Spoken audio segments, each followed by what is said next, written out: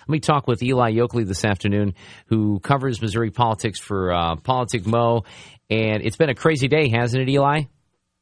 You know, it's an absolutely crazy day. It started yesterday afternoon after this interview with Todd Akin aired on TV there in St. Louis. And ever since then, the national media has piled on, and the story's really grown into a question of whether Todd Akin can even stay in the race. You know, the question early yesterday was, is this a gap, and how does he recover? Now the question is, will the party be there to support him, and can he stand on stage with all of our nominees across the ticket? You know, last week they did a bus tour together. All the candidates on the ballot in Missouri, we did a bus tour together. This week, you haven't seen Akin with anybody yet.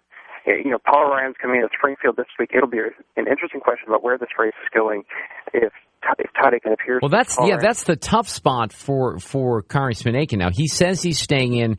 The editors at the National Review have just posted a piece that have called for him to step down. Mitt Romney has said that he should certainly think about this for the next 24 hours. If he says today that he's staying in, that doesn't mean that he can't say tomorrow that he's not going to run. But the most important thing from Todd Akin's political perspective, his future, is that he's already had money pulled, hasn't he, Eli?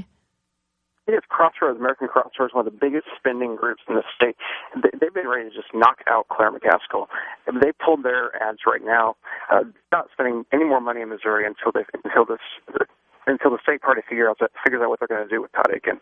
Todd Akin could be a liability for these guys now, especially if you get him up on stage with these other candidates, and then they start talking about these issues, and Todd Akin says something that gets all of these guys in trouble. This is something that could hurt the entire ticket, and that's why you have people at the state party making calls today about whether they can get him out of this race or not in time. Well, a lot of the people that are making the calls are people connected with other candidates. I mean, in fairness, there are people that don't support Todd Akin because they were affiliated with other candidates, so they're trying to see if maybe there's an opportunity. He's apologized for the comments. He's admitted. He said that he said them in error, and there is an opportunity, I suppose, for this not to be remembered. But I think your point about how can he stand up on stage, or would they even risk that with Congressman Ryan or with Mitt Romney or with anybody else? This hurts the other candidates on the entire ticket, whether it's Dave Spence or Ed Martin or whoever's running on the Republican side. If they want to be seen with him, they're going to risk being linked with him in these comments. Right. This Senate race was one of the most important races in the country in terms of getting the Senate to flip. And if they're having issues with, every single day it was a different story last week with Todd Akin, and we've got 78 days left of this.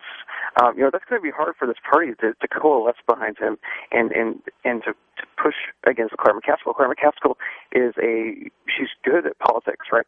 And it's going to take everything the party could do to get her out of that seat.